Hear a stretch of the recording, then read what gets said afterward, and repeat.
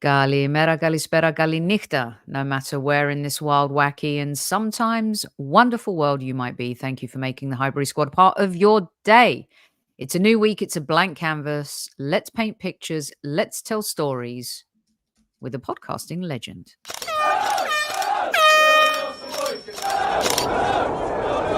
Mind the gap between the train and the platform. Please stand clear of the discussion doors. The next stop is Highbury Squad.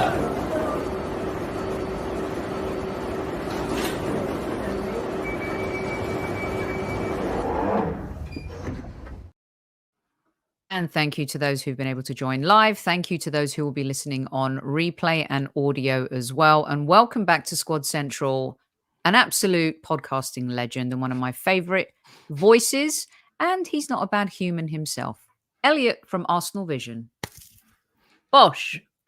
That's a kinder intro than I deserve or surely get anywhere else. So anytime you want to have me on for that, I'm happy to be here. Well, thank you for joining. I know you are a very busy man, and it's so weird because here we are at another international break and it feels like the season hasn't really even kicked in or gotten started. I've got 5 questions for you tonight, but before I get to the questions, with the avoidance of importance of the most important player, can you just summarize for me in like a minute or so how you've seen the season so far? Because I actually don't think Manchester City have played particularly well. Liverpool have played particularly well, and neither have we played particularly well. So I somewhat disagree on all counts and somewhat agree on all counts. I think it is a hard season as an Arsenal supporter to summarize because I actually don't think we were great initially. I'm not sure the Villa performance was fantastic. I'm not sure the Wolves performance was fantastic. I think actually, in light of who we were missing at Spurs, that was a really good performance. And I think in light of the sending off against City, that was a great performance. But these last 2 games against Leicester and against Southampton, I think we've been brilliant by and large and just gotten some of the luck back on us that we didn't get in other games. I mean, we gave up 2 of the clearest chances you'll ever see to Villa. They don't tuck them away. Meanwhile, we concede a Golazo against Leicester, right? And a deflected free kick, and we're fighting for our lives. So it's been a confusing season because of the sendings off, because of the injuries. But actually, if I had to say who's playing the best football in terms of the game model, the football philosophy, the structure that we have, I think it's Arsenal. And I actually think there's some distance between us and City and Liverpool in that respect. Very interesting. I think sometimes we're all wanting to see this champagne football style, but I particularly love how we've been so kind of adaptable. And it's all going to weave into one in terms of the adaptability and where we're at and the different kind of areas of the team and the partnerships, Elliot, that I want to ask you about. But I'm going to start at the very top because there's always this level of importance. And I think that we, over the last, years before Mikel Arteta, have struggled to think, oh, Ozil was our best player. Oh, Santi was our best player. Alexis Sanchez came. He was our best player. And in a team sport, you always tend to kind of want to talk about, well, who is the most important player? It's kind of like the Kobe Shaq argument with the Lakers. Well, could they have really done it without each other? And you can look into sports. Could Belichick and Brady have done it without each other? Well, then Brady broke the myth, and he did. He went to the Bucks and he won a Super Bowl without Belichick. Do you think Arsenal have a most important player? I don't think we have a most important player, although I think we may have 1 or 2 most difficult players to replace if they were not available. Like, I think if you take Saliba out of this team, we're probably in trouble. I think his recovery pace is essential to where we play the game. I think he frequently leads us in the number of passes he plays and plays them at a 98 percentile. And those are not just back and forth to Gabriel. I think he really is critical to our ball progression. He covers a lot of ground, and he's so calm in the way that he defends deep. And by the way, Gabriel's sensational as well. But I think we have less of a direct analog for Saliba if we were to lose him. The other player, frankly, I think is Kai Havertz. Now, I want to be clear. I think Bukayo Saka is our best player. So before anyone jumps down my throat, I'll explain that in a moment. But I think No, I Bukayo have this Havertz. prepped for you. There we go. Yeah. Okay, good. Because I think the problem we have without Havertz is I don't think we have anyone else that can do the things he does in all the different areas. And by the way, Mikel has been talking about that. I think Mikel's quotes about Havertz following the Southampton game. He plays false nine. He plays in midfield. He passes. He shoots. He defends back. He wins duels. Like I don't think we have a player we could put into his position if he's not there. So while I think Saka is our best player, I think Saliba and Kai might be the two that we would least have a direct replacement for if they were not available for a long period of time. Mm. I want to dig into a little bit more on the Kai thing because I believe, like you guys, I've defended him from the very beginning and how interesting this signing could be. And when you look at a player who was kind of broken at a broken club, and seeing his pedigree from German football and also what he's done for the national team. And there's always been this cry, Elliot, for the number nine, the number nine. And I think that he continues to prove that we actually don't need a number nine. And our change, or sorry for this, but I'm going to allow Elliot the ability here to spew his statistics. Is when you look at last season and the fact that we scored the most goals of any season in the Premier League, even from the Invincible season, it's quite incredible. And he's grown in so much stature and does things on and off the ball that I don't think, especially off the ball, that aren't appreciated, Elliot. Is he silencing all of those critics, fans, media that suggest that Arsenal desperately need a number nine? I think somewhat. I think one of the things we have to realize too is you are a prisoner to the era in which you live. And we are Mm, currently living through an era, I think, of a historical center forward shortage, essentially. Like, start to think for yourself, who are the really elite, fantastic strikers that you'd sign for Arsenal tomorrow and you're confident would come in and kill it, right? Would just absolutely smash it. I mean, you got Erling Haaland, obviously. I think everybody liked Isak, although, he struggles to stay fit. And he's a little bit more of a half space player, a channel runner, right, than your true number nine. We have Kai Havertz playing a little bit of every role. The funny thing is, I think what we're seeing from Havertz this season is much more of what Mikel thought Kai in midfield would look like last season, but we never quite got it to work. And I think about when Kai came into the team. Jesus was gone. He was injured for periods. And Kai was playing 8 while Eddie Nketiah was playing 9 a lot. And Eddie is mm, not as comfortable dropping in, not as comfortable with a fluid role. When Kai does it with Trossard, there's a lot of fluidity there, right? Sometimes he's going to go in behind. Sometimes Trossard's going to drop deep. Sometimes he's going to make a late second man run. And there's more of a support striker type role there. I don't think we ever really saw that take shape last season. So people wrote him off because well, he's not a midfielder, see? But I don't think Mikel's view of him as a midfielder was 60 passes a game, an assist king. I think it was meant to be what we see this season, right? The ability to mm. exchange roles with the player who's playing up front, the ability to drop deep at times, make late runs at other times, and plenty of times, by the way, be the tip of the spear, getting long passes that he's pulling down from Raya and setting off attacks. When we're out of possession, we're in a 4-4-2, and he's one of the two up front.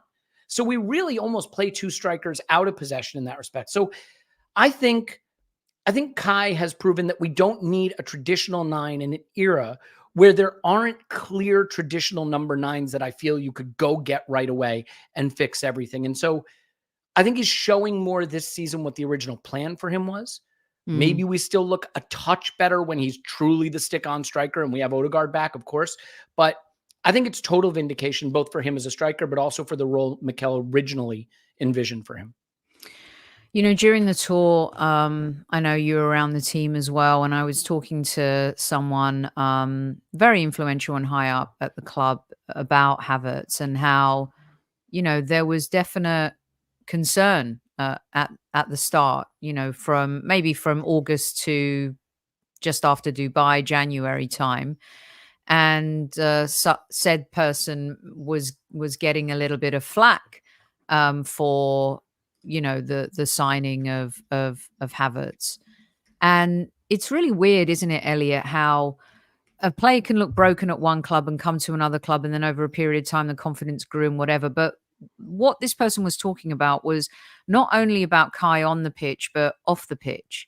And I know you've spent time around the club and spoken to influential people too, but it really does, this DNA and culture that Mikel has built, it feels like Kai, because Saka's a Haylender, but it feels like Kai and Odegaard are the nucleus of this intelligence. It's kind of like I don't know if it's a Stanley Kubrick movie, but it's like this intelligence and this intelligence nucleus that just filters out to everybody else off the pitch as well. The football IQ, all of that. Do you feel like he's at the heart of this new DNA and profile of Arsenal 2.0? I certainly think he's a big part of it. And I think it's a testament to that intelligence that he can take up these different roles and sort of seamlessly integrate into the side, left 8, right 8, center forward. He seems to do it all. He's played fullback for Germany. He's played striker. He clearly is an intelligent player. I think Mikel has said some really interesting things about him. This is true, by the way. Do not follow me for pronunciation at all. I'm just going to start saying Leo. Don't ask me for Magalhaes. I love how you say Trossard. What is it? Trossard? It's kind of like, it kind of reminds me of the Ferrero Rocher ad from, Trossard. back in, Trossard. You make it sound like a European chocolate that must be eaten immediately. I like it. I mean, look, I want to come out strongly against eating professional footballers, but chocolate, European chocolate, I'm all for it. So I think there's a couple of different comments that Mikel has made that are really interesting. First of all, he's spoken about Kai in a way he hasn't with others, about how he needs to feel loved. He needs to feel loved to thrive. And he spoke about, the way the fans supported him, how that helped him grow. I do think that the Emirates stayed behind him in a really powerful and important way when he was going through initial struggles, and the manager has given him a lot of love and affection. But I love what he said after this game in terms of just his mindset. He says, let's see, I think I have it here, his post-Southampton presser. Yes, this is it. He says he's an attacking midfielder. He plays as 9. You don't know where he is. That's his football brain. Mm-hmm. His focus now is, quote, I'm going to win the game. I'm going to do it. And that's a different thing. And I do think that you've seen an incredible level of responsibility. He certainly took it against Southampton. But a moment that will always stay with me is the final day of last season at the Emirates, when Kai scored. Looked like he was going to break down crying after he scored, didn't celebrate, right back to the center circle, and at full time really was inconsolable. And I think he is the type of player, because of his body size and the way he moves, he's got that sort of languid style. I think it's easy to impose upon him your own belief that he's lackadaisical or that he lacks intensity. But what I think we've all come to realize about Kai is that he is deeply affected by this. He wants to win. He's recently said that winning at Arsenal would mean more. We saw what that meant at full time at the Emirates last season, at the end of the season. That stuck with me.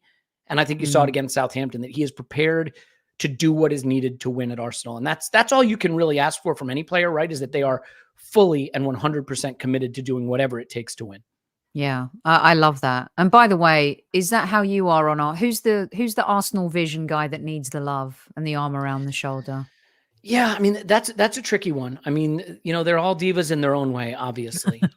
Although I am the one that needs the love, because the others are all beloved, whereas I am the black sheep. I think Paul, you can't let him get too high. That's clear. You got to be careful with that one, because he can go rogue on you. But yeah, Clive and Tim have no shortage of love and adoration heaped upon them. So I love that. Okay, let's get to 3, because this is a really important one. When the injury happened, it was exceptionally scary.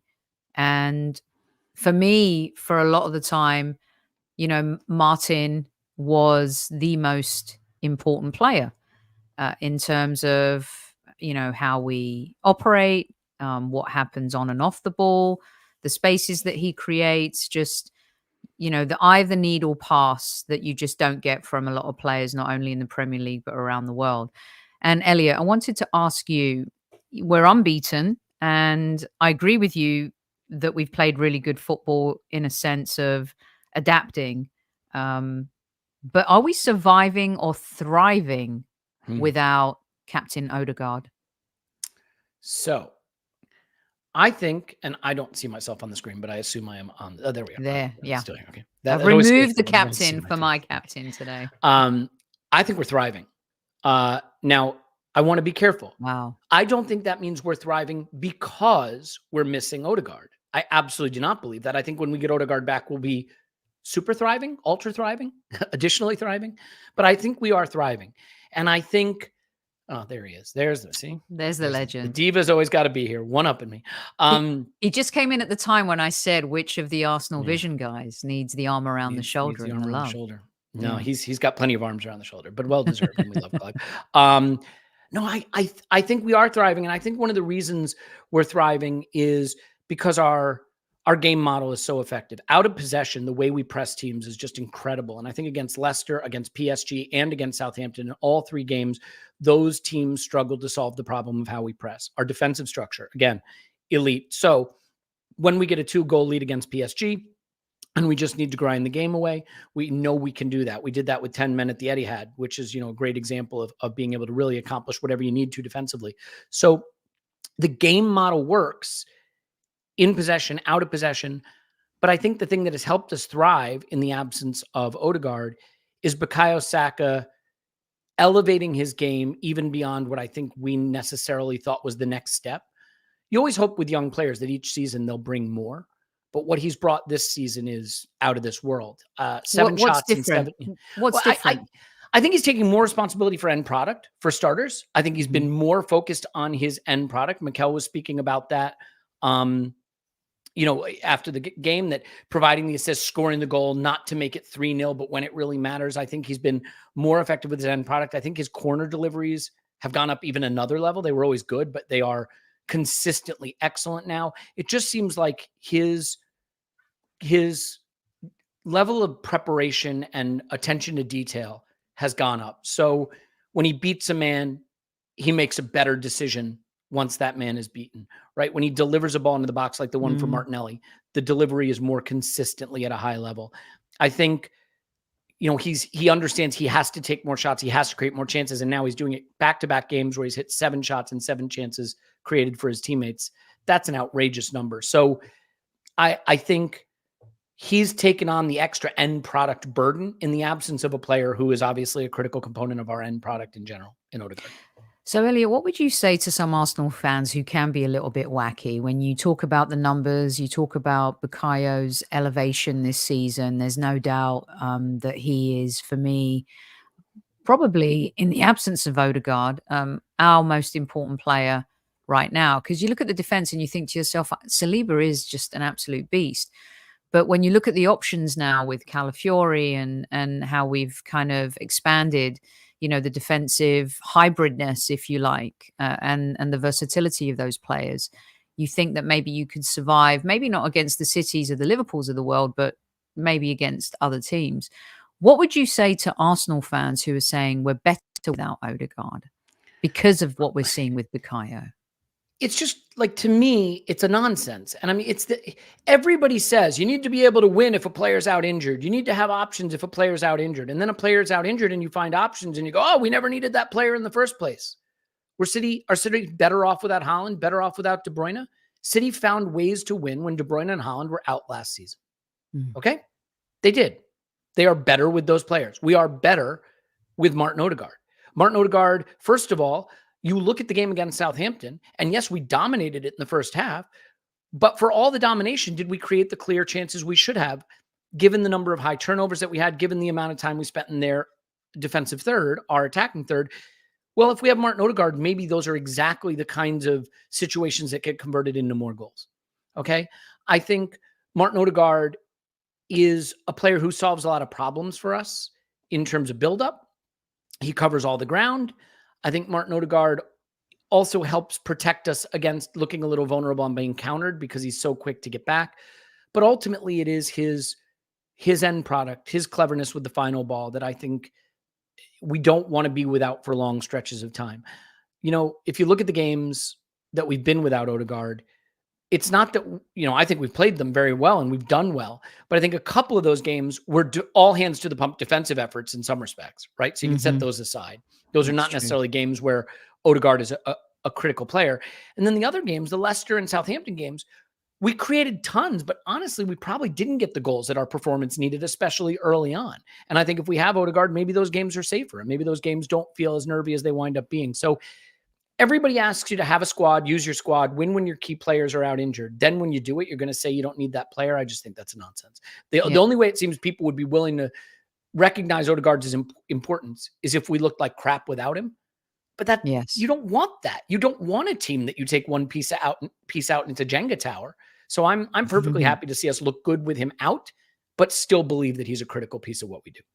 Yeah, I think it's perfectly put. And as Arsenal fans, we've craved to be in this position, right? That you can survive when you lose your best players. And we haven't been able to do that, maybe 3 seasons ago, maybe 2 seasons ago. And so to be able to kind of be at this point of the season where there's a lot of football that's already been played since last season too, when you count Copa America, Euros, etc., a lot of mileage on our players' legs. To be here without the captain and the creator, I think is a testament to kind of what Mikel is continuing to build. One area I'd love to talk to you about that I'm finding exceptionally exciting. Of course, the midfield, Mel Marino, seeing him evolve, etc. Just real quick, 30 seconds. Have you been impressed with the touches and how you've seen him integrate when he's been given the opportunities coming on before I get to my next one? Too early to judge. Looks like what we thought he'd be, which is a dual monster, but we haven't seen how he integrates with the attack. The games have been in weird states when he's come on. The only thing I'll say, I'm much more interested to see what his inclusion will mean for Rice's role, who I think has not yet percolated to the max. So there's going to be a lot of knock-on effects for our midfield structure when Marino comes in, because he's probably going to play that left-sided midfield role that moves up into the 8, and Rice will most likely, I would think, move to the right-sided midfield role that sits deeper, which has been Thomas Partey's role.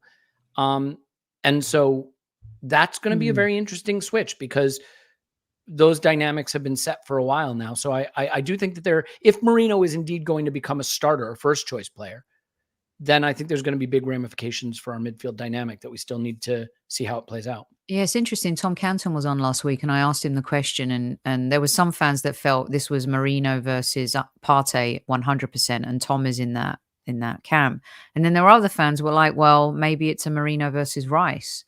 And I'm like, you don't pay 100 million for a player to kind of, I know the 6 and the 8 argument, Elliot. It's Marino versus Rice for the left-sided midfield 6-8 role. It is Rice versus Partey for the right midfield role that plays 6. Okay.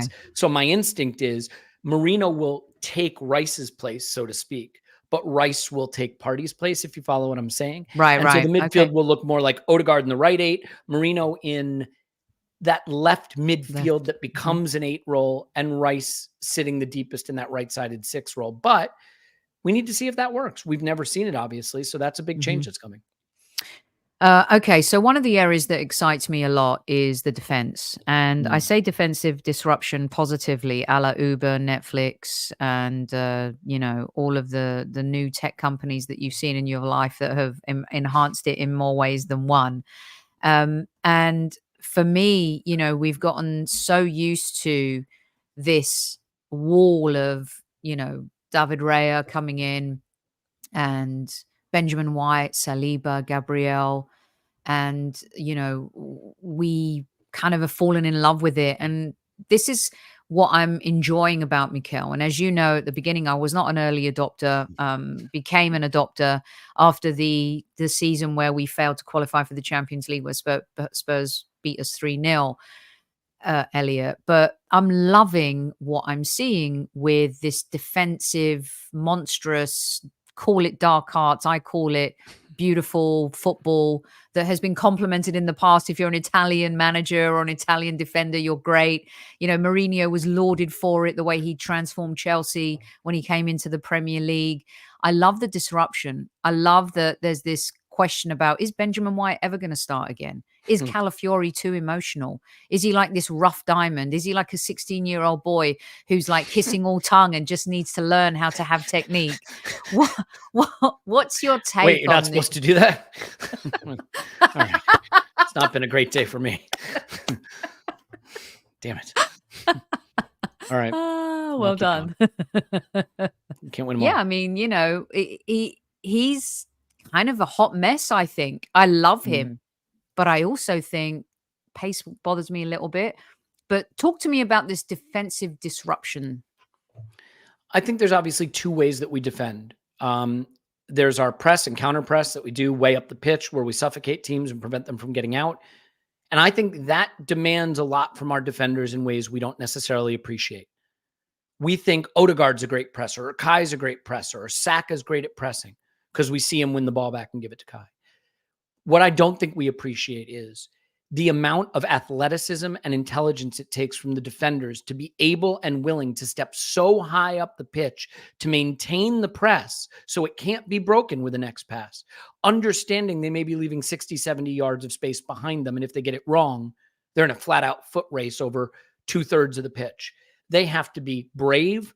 They have to be athletic, and they have to be completely switched on when the ball turns over to step up instead of and to fight that instinct to step back. So I think there's that component of our defense, the way that they are courageous in their counter pressing.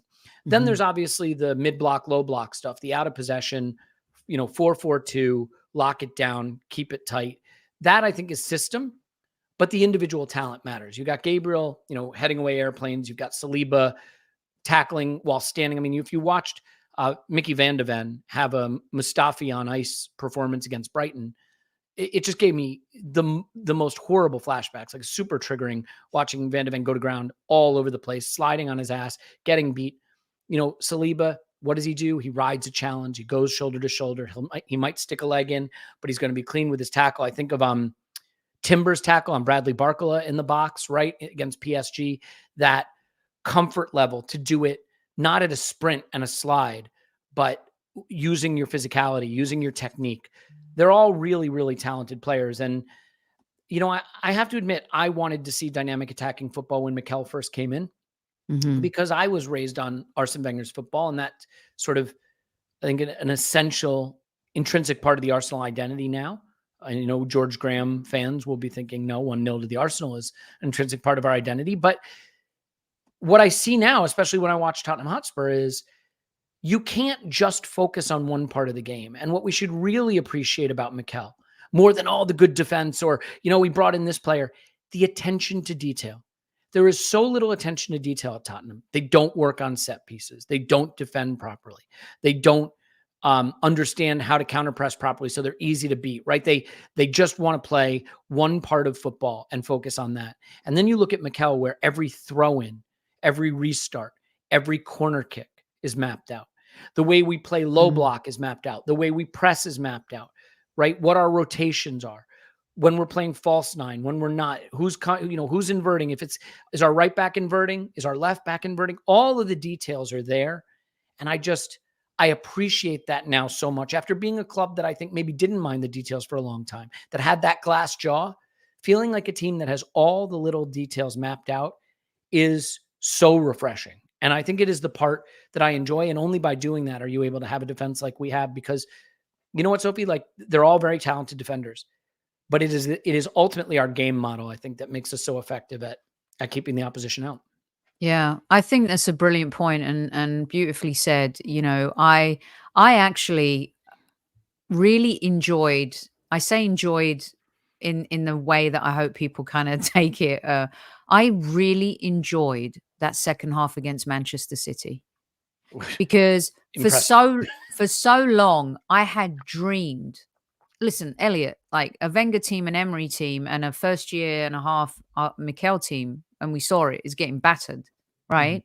Yeah. But everything you just said led to that moment of me as a fan being able to enjoy these moments. I know people were like the Atalanta away game in the Champions League. I'm like, what are you complaining about? These are the Europa League champions. We've gone to Italy. We've got a point in a new format of the Champions League. You walk away, you say goodbye, fire up the jet, let's go home.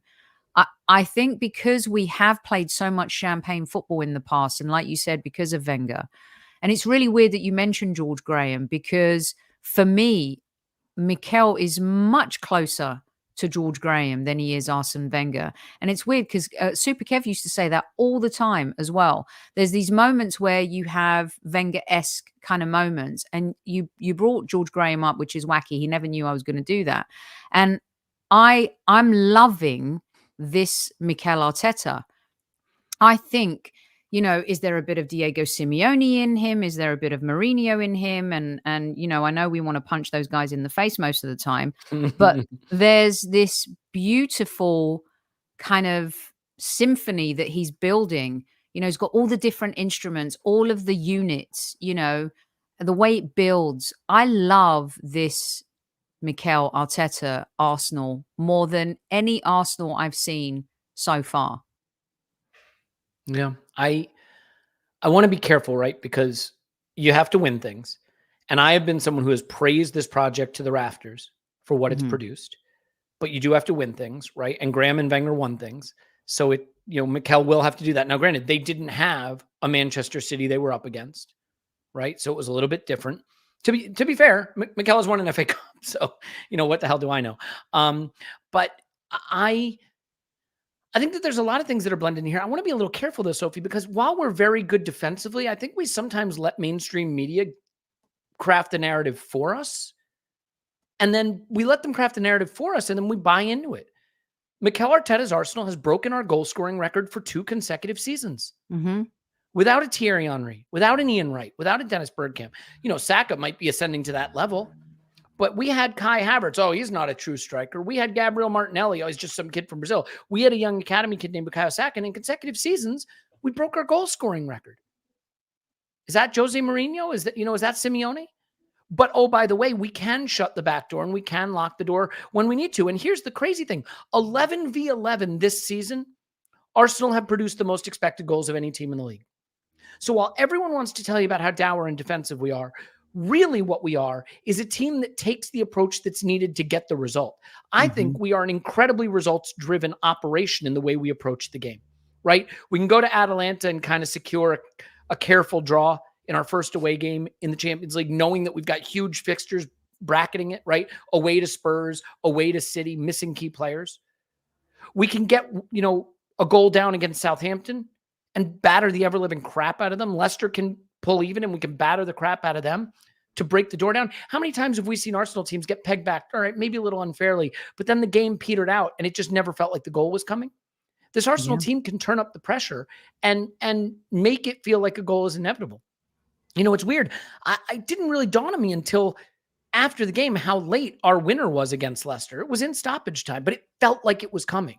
And so while I agree with you, Sophie, that Mikel has built an accomplished and secure defensively minded team, that we're saying that somehow about a team that really in any other era we'd be saying consecutive seasons breaking our goal scoring record. This is an outstanding attacking team. Really, it's just whatever it needs to be to win. But I think this is what makes it so beautiful and much more exciting this season is because of exactly what you've said. We know that we can score goals. This is why I kind of was over it in the summer about the number 9 and the requirement for a number 9. And, when you look at that record and then you've got Saliba and Gabriel and you've just got this defensive mindedness, the midfield so strong. It feels like now we're the most complete team that we've ever been. And I get it, though. He does have to win. Now, with regards to the media and the narrative, Elliot, we're never going to get the respect ever until we win it. It's not going to happen. Not for Mikel, not for the players. Bukayo is treated differently to Foden purely because of the fact that Foden is part of this Manchester City machine that has won. And in this era, it is exceptionally difficult to break that machine down. And so for me as a fan, I am so from last season, I was really enjoying the journey. And of course, I want that journey to end up in winning, but it doesn't take away from the fact that you go from 0 to 100, a broken club, no DNA, no player profile. It's like this Arsenal 2.0 is... You just get that Premier League this season. Everything changes, Elliot. Everything. Yeah. And I think you got to be careful too about letting mainstream media narrative or social media narrative dictate your ability to enjoy Arsenal. Because if you're sitting here saying, I just want us to win it so they'll give us our due. they're never going to give us our due in a way that's going to make you feel satisfied. So Exactly. you have to be able to tap into your own ability to enjoy Arsenal, your own communities where you can enjoy Arsenal together and celebrate Arsenal being very good and very fun to watch. I mean, I got to tell you, titles, flags fly forever is the expression in American sports, right? Once you have that title, no one can take it away from you. But it is the everyday of waking up and supporting Arsenal, and the everyday of knowing there's a game coming up and looking forward to it, and knowing those players are going to pull on the shirt and you can't wait to watch them. That everyday experience is wonderful right now. I look forward to every chance we get to watch. And that is a gift because we haven't always been there. We went through periods where that wasn't the case. We're in the big games. We're in the games that matter. We're in the games with consequence and jeopardy and stakes. They're not always going to go your way, especially with the club that we're currently chasing. But I just think find your way to enjoy this journey, because if you're letting external factors dictate your enjoyment, they're probably never going to give you what you need. Okay, so Elliot, I'm going to get you out on this one. Sure. What are your expectations for this season? Have Liverpool surprised you? Do you feel like, damn, I thought it was going to be a 2-horse race, but Arne Slot has kicked off sooner than I thought? Obviously, I love your tweets about Ten Hag. They're probably the best of anyone on the Twitter sphere. But what, I have a deep affection for the man, I'll admit. Are you kind of looking behind your shoulder with Chelsea? Are they defensively too weak, but they can score 500 goals in a game? What's your take? What are your expectations and how it affects the Arsenal this season? It is really strange to me, Sophie, that we know some games are easier and some games are harder. And yet, when we evaluate teams early in a season, we make no effort to examine what games they've actually played. It's very bizarre. Spurs were entering a new Arsene Wenger-esque golden era last season for having beaten no one, right? Until they had to play some teams and the wheels fell off. Well, I'm not saying the wheels are going to fall off for Liverpool because I think they are a good team. But Liverpool have basically played no one. I think Scott, who does some great data work, has them having the second easiest or third easiest fixtures so far this season. So they would be expected to have the point total they have. In fact, it's a surprise they lost at home to Forest. They should probably theoretically have more points. Meanwhile, we have nearly beaten City at the Etihad with 10 men. Our only drop points are with 10 men. And every time we played 11v11, we've won. And we've started with one of the harder fixture lists of anyone out there. So I think it is us and City, and I think Liverpool will be good, but I could see them still being in that third place range. Let's remember something. Liverpool rely a lot on Salah and Van Dijk. They are critical pieces of the puzzle for them, especially because I don't think they have much steel in the midfield. So they rely on Van Dijk. And those are players getting into the tail end of their career. Can they stay fit? Can they stay at the level? It is a grueling fixture list. How will Van Dijk and Salah run the course this season? They're now without Alisson for an extended period of time. That's going to hurt them. Chelsea is an interesting one. I'll finish on this with Chelsea. I don't think this is the season for it to happen. I think they'll probably come fourth, is my guess, is where I picked them. But make no mistake, as dysfunctional as they are, as without a plan as they seem to be, spending money works. For the most part, if you just spend ungodly amounts of money, eventually you will acquire enough talent that it works. And they've spent a hell of a lot of money, and I think they're starting to see that bear some fruit. Fascinating. Yeah, I agree with you. I agree. They've got some exciting players going forward, especially Elliot from ArsenalVision podcast. You absolute legend. Let everyone know what you guys have coming up. I've had your handle, as they say, back in the days. Yep. What do you guys have coming up? Gosh, yeah. Well, so we'll have an episode coming out this week about the legal proceedings, Manchester City's associated party transaction lawsuit thing with the Premier League. So we'll have an expert legal analyst on to discuss that later this week. So you can look out for that. We'll have our main pod. I didn't want to ask you about that because it just seems a bit too soon. It's soon. It's hard to get your hands around all the information. Yeah. I actually reacted to it in real time on our main pod today, and I think I got it slightly wrong because I fell for the Manchester City spin that's out there in the mainstream media. So, my apologies for that. But so we got that coming up over on our Patreon. We're going to do a rewatch of the Southampton game where we put the game on the screen, we watch it, we analyze it, we break it down, and then we'll have our power rankings where we go through what's happening with some of the other big clubs and where they stand. So lots of stuff for everybody, both on the free side and on the Patreon side. And just happy to be on. Happy to do it anytime, Sophie. Thanks for asking. Brilliant. Thank you so much for popping in. I really appreciate you. And thank you. And say hi to the boys for me. And one by one, I'm going to hunt them down, just like Tommy If you ever Lee need help, Jones. let me know, because I have no control over them whatsoever. Yeah, sounds good. Thank you, Elliot. Take care, mate. Okay, bye.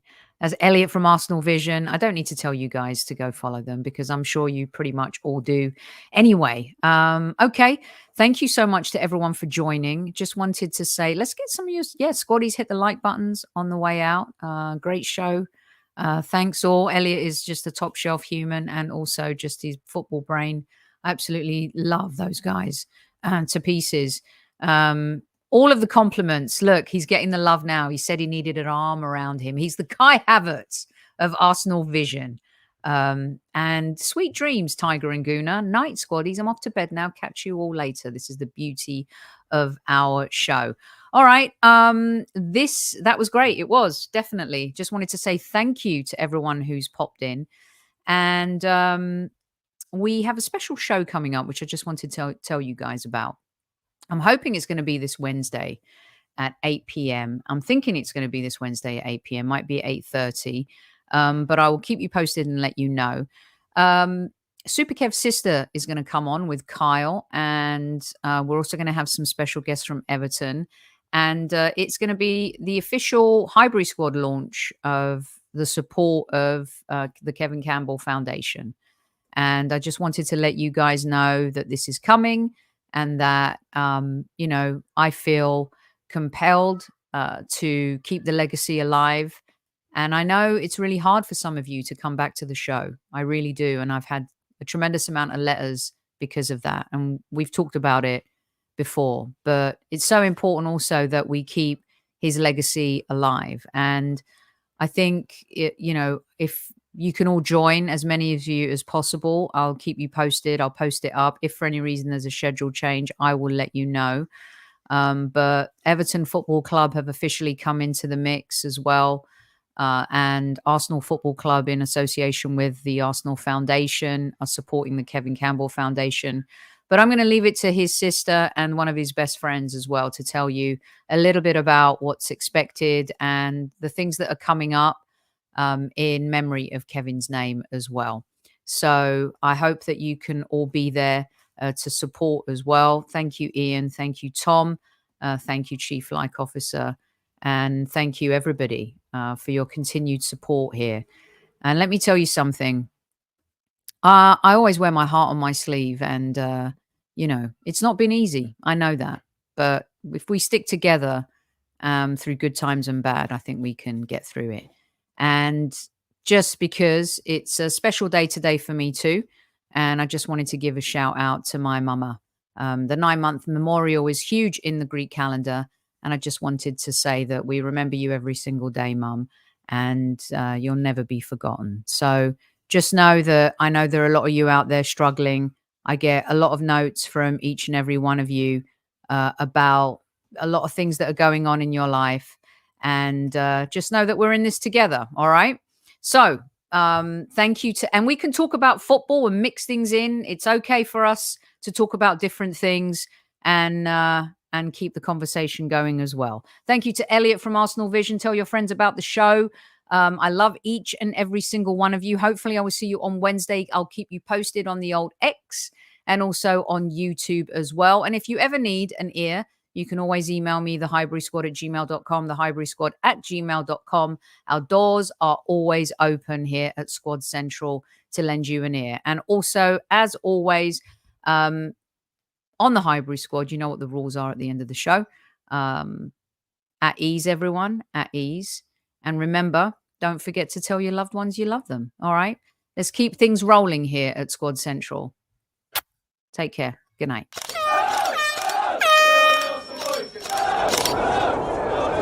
Mind the gap between the train and the platform. Please stand clear of the discussion doors. The next stop is Highbury Squad.